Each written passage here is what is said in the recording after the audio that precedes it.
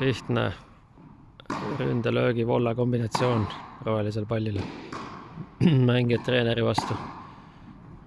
Mängivad mõned pallid tagajooned, treener jätab palli lühikeseks.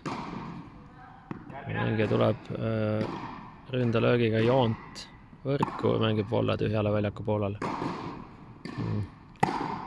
Need jooned seal maas siis tähistavad neid välimisi alasid, kuhu peaks minema nii ründelöök kui volla.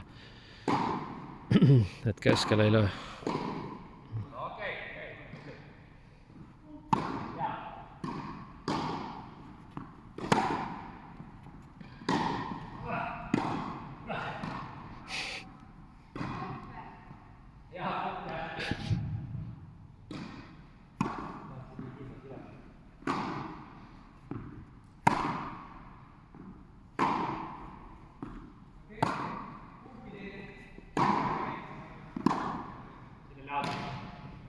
I'm going to